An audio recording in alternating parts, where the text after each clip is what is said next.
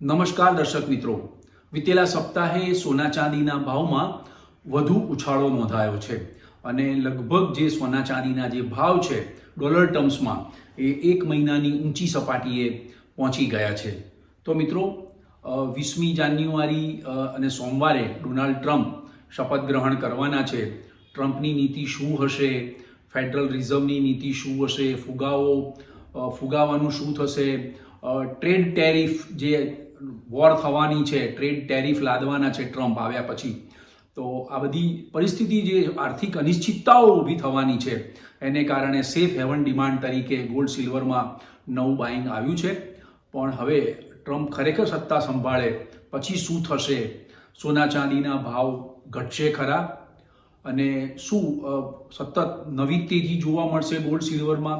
આ તમામ સવાલના જવાબ આજે આપણે આ વિડીયોમાં મેળવીશું અને આ વિડીયો આપ અંત સુધી નિહાળજો. મિત્રો, ઇન્વેસ્ટિંગ A to Z માં આપનું સ્વાગત છે. હું ભરત પંચાલ. સૌપ્રથમ આપણે ગોલ્ડ સિલ્વરના ભાવ ઉપર નજર કરી લઈએ તો અમદાવાદ સોના ચાંદી બજારમાં જે 999 ટચ સોનું છે એ 10 ગ્રામે 81,500નો ભાવ રહ્યો હતો, જે ગત સપ્તાહે 80,300 હતો. એટલે લગભગ જેને સમજો 7,500 રૂપિયાનો વધારો આપણને જોવા મળ્યો છે. એવી રીતે ચાંદીમાં પણ 91,000નો ભાવ, ચાંદી ચોરસા 1 કિલોનો ભાવ 91,000નો ભાવ રહ્યો છે અને હોલમાર્ક દાગીના જે છે એ 80,050 ઉપર ટ્રેડ કરી રહ્યા છે.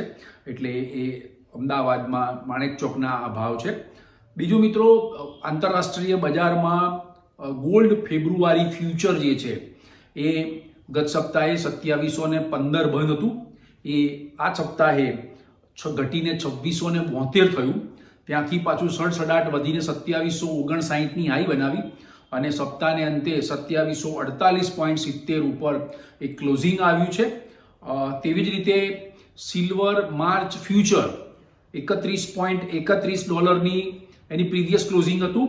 આ સપ્તાહે ઘટીને $30.11 થયો, ઘટીને $31.98 થયો અને સપ્તાહને અંતે $31.14 ઉપર બંધ રહ્યો છે.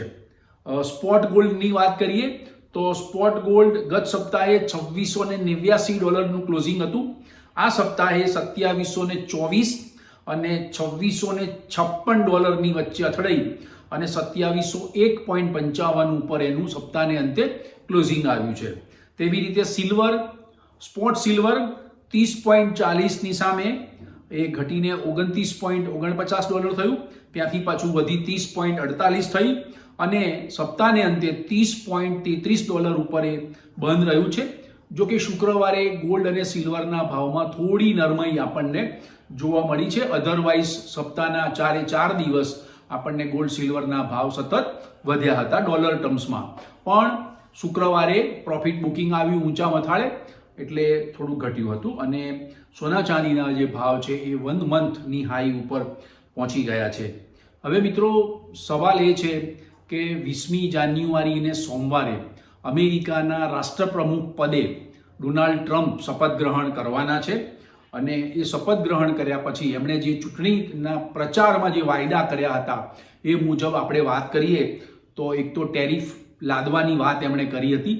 તો ટ્રેડ ટેરિફ વોર શરૂ થવાનો એક ભય છે અને ટ્રેડ ટેરિફ લાદે તો ફુગાવો ફરીથી પાછો વધે.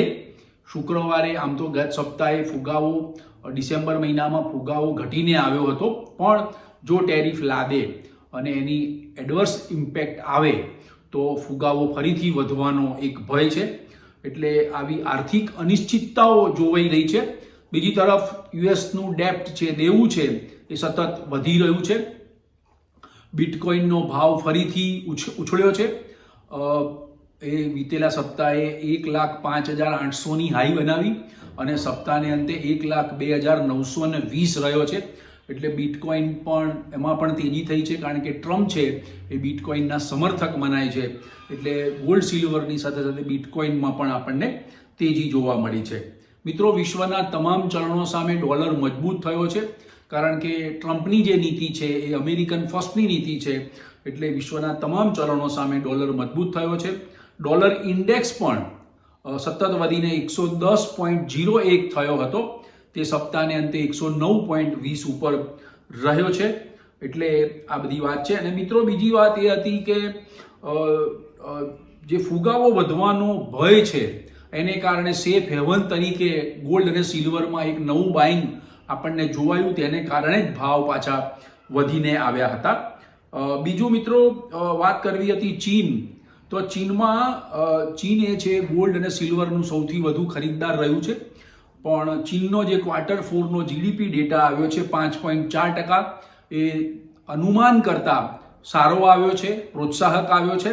એટલે ચીનની ઇકોનોમી મજબૂત થઈ રહી છે. એક એવું પણ કારણ છે કે ચીન સૌથી વધુ સોનું, ગોલ્ડ, સિલ્વર પણ ખરીદી રહ્યું છે.